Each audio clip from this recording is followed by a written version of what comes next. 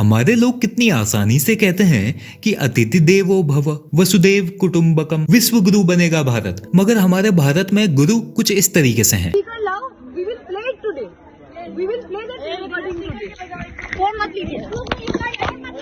40,000 बच्चों को अभी खिला रहा है, पढ़ा रहा है फ्री में बिठा के। तुम्हारे कंट्री का उतना बजट होगा, उतना बजट होगा। बाहर की कंट्री से आने वाले बच्चों को ये बताया जा रहा है कि हमारी यूनिवर्सिटी का बजट तुम्हारी देश की जीडीपी से ज्यादा है। अब सोशल मीडिया पे ट्रोल होने के बाद मेरा मुंह तो निकल गई, क्या बताऊं भैया। मेरे प्यारे दुर्जन और सज्जन दोस्तों, KIIT केस, इस केस पे क्या हुआ, कैसे हुआ, वो सब तुम पहले से जानते हो। अगर नहीं जानते हो तो आगे मैं बता दूंगा। और ये भी बता देता हूँ कि ऐसे केसेस फ्यूचर पे और आने वाले हैं, और पहले कितने निकल चुके हैं वो हम में से कोई जानता भी नहीं है। सबसे पहले मैं तुम्हें ऐसे पॉइंट्स बताता हूँ जो ध्यान देने लायक हैं। हमारी मीडिया जो हर बड़े केस में तुरंत कुछ ही घंटों में तैनात हो जाती है। सीधी सीधी भाषा में बोला जाए, मीडिया को इस बात से कोई फर्क ही नहीं पड़ता। हमारे सूडो फेमिनिस्ट भी गायब हो रखे हैं। इस बंदे के नाम रखने के बाद ये KIIT वाले केस में चुप है। अतुल सुभाष केस पे तो कैमरा एंगल चेंज कर करके वीडियो बनाई जा रही थी, और इस केस पे तो वो बंदा ही प्योर मिसोजिनिस्ट है। तुम यहाँ पे चुप क्यों हो? और इसी चीज से मुझे उन लड़कों की भी याद आ रही है जो लड़कियों को गाली दे दे के अतुल सुभाष केस पे कह रहे थे कि किसी बंदे की जान गई है। यहाँ पे जान नहीं गई है क्या? इन्हीं लोगों की घटिया और टॉक्सिक सोच की वजह से KIIT जैसे केसेस होते हैं। अब जिन्हें नहीं पता है कि हुआ क्या है, उन्हें मैं बता देता हूँ जल्दी से। नेपाल से पढ़ने के लिए एक लड़की आती है, और हर दूसरी लड़की की तरह वो एक छपरी के चक्कर में पड़ जाती है। क्योंकि जो सही बंदे होते हैं ना, वो तो बोरिंग लगते हैं, क्योंकि वो फ्यूचर के बारे में सोचते हैं। अच्छे बंदों के पास छपरीगिरी का टाइम नहीं होता है, इसीलिए ये छपरी के चक्कर पे फंस गई। जब इसको पता चला ना कि वो टॉक्सिक मेंटेलिटी वाला छपरी है, तो इसने उसको छोड़ दिया। नॉर्मली एक छपरी क्या करता है ब्रेकअप के बाद? गालियां बकता है, उल्टा अपने दोस्तों के बीच पूरा नाम खराब कर देता है लड़की का।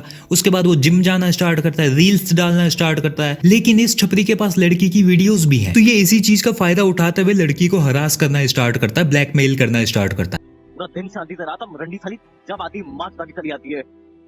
मेरी मैंने स्टार्ट किया साली रंडी खुदी हो।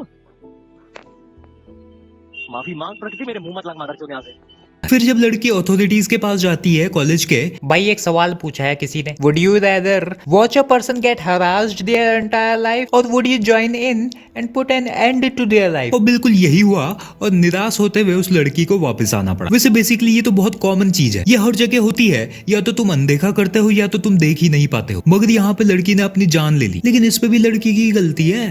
क्यों? क्योंकि वो लड़की है। यूनिवर्सिटी के टीचर सब लड़के को बचाने में लगे हुए हैं। अब नेपाल के स्टूडेंट्स जब अपनी आवाज उठाते हैं तो उन्हें कहा जाता है कि चुपचाप से अब तुम कॉलेज खाली करो तो अपने नेपाल वापस लौट जाओ।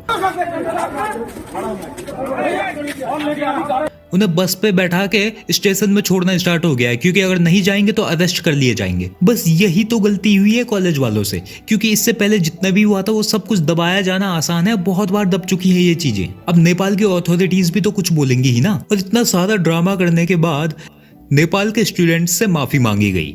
उसके बाद उन्हें वापस बुलाया गया। फाइनली कुछ अरेस्ट हुए, और मुझे लगता है वो दोबारा छूट जाएंगे तो कोई फायदा नहीं है। और ये केसेस रिपीट होते जाएंगे। हम सॉल्यूशंस निकालते नहीं, हम आपस में ही लगे रहते हैं। हम एक दूसरे को कोसने में ही लगे रहते हैं। इस टाइप के केसेस को मैं द्रौपदी केस बोलना चाहूंगा। मगर फर्क बस इतना ही आ जाता है, उस समय श्री कृष्ण द्रौपदी को बचाने के लिए मौजूद थे, और आज भी मौजूद हैं, मगर लोगों के व्हाट्सएप स्टेटस में। बाकी देखने वाले उस समय भी थे और इस समय भी हैं। कौरव उस समय भी थे और इस समय तो हर जगह ही है।